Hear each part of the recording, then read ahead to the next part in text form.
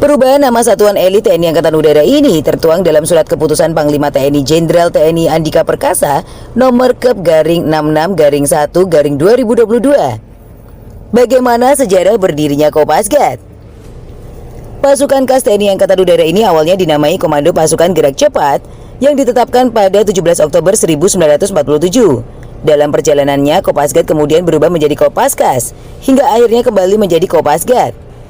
Kopasgat ini berawal ketika Gubernur Kalimantan Pangeran Muhammad Nur meminta kepada Auri agar mengirimkan pasukan payung ke Kalimantan untuk membentuk dan menyusun gerilyawan membantu perjuangan rakyat di Kalimantan.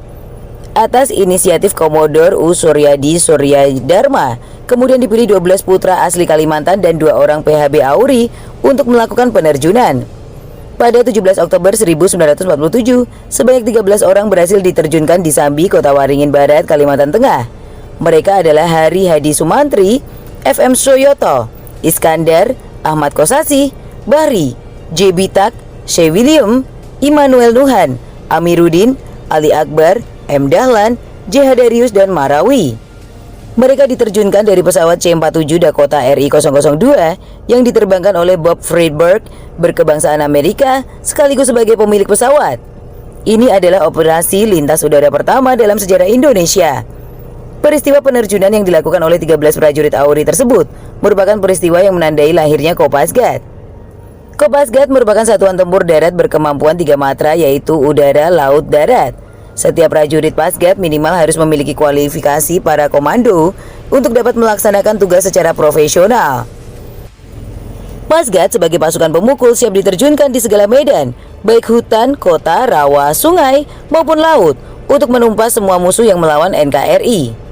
Paskas mempunyai ciri khas yang tidak dimiliki oleh pasukan khusus lainnya, yaitu operasi pembentukan dan pengoperasian pangkalan udara depan, yaitu merebut dan mempertahankan pangkalan, dan untuk selanjutnya menyiapkan pendaratan pesawat dan penerjunan pasukan kawan.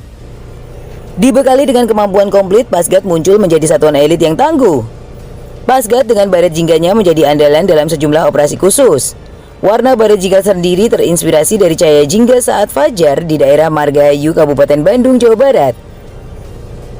Tak heran jika pasukan khusus ini disegani sejumlah negara-negara di dunia. Bahkan beberapa panglima NATO mengungkapkan jika Indonesia menjadi salah satu negara yang patut diwaspadai karena mempunyai pasukan khusus yang selalu disimpan, yaitu Pasgat. Bukti jika Pasgat merupakan pasukan khusus yang disegani dapat dirasakan saat insiden di Bandara Komoro jelang lepasnya Provinsi Timor Timur. Saat itu 80 prajurit Pasgat nyaris kontak tembak dengan pasukan Australia yang tergabung dalam International Force for East Timor. Insiden tersebut berawal ketika pesawat C-130 Hercules yang membawa pasukan Interfleet mendarat di Bandara Komoro. Saat keluar dari pesawat, mereka langsung membentuk formasi tempur, membentuk perimeter pertahanan. Tindakan berlebihan pasukan Australia ini membuat prajurit Pasgat yang tengah mengendalikan dan mengoperasikan bandara terheran-heran, sebab situasi keamanan di tim-tim saat itu aman-aman saja. Melihat situasi yang semakin tegang, 80 prajurit Kopasgat sudah bersiap kokang senjata, jaga-jaga jika terjadi konflik dengan Interfleet, termasuk dengan pasukan Gurkha yang tergabung di dalamnya. Namun ketika pasukan Interfleet mengetahui jika situasi bandara aman-aman saja dan tidak ada milisi bersenjata, mereka baru menyadari jika informasi intelijen mengenai kondisi tim-tim sudah dikuasai milisi bersenjata tidak benar.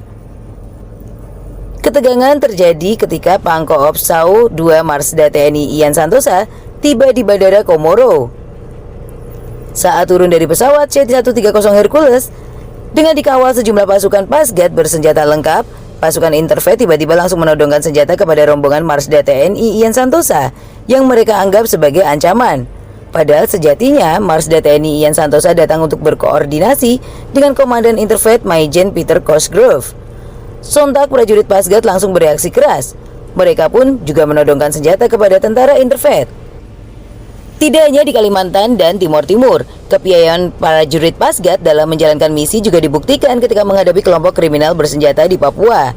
Pasgat berhasil menembak mati 1 orang anak buah Larry Mayu Telengen yang menyerbu Bandara Armaga Aminggaru, distrik Omukia, Kabupaten Puncak, Papua.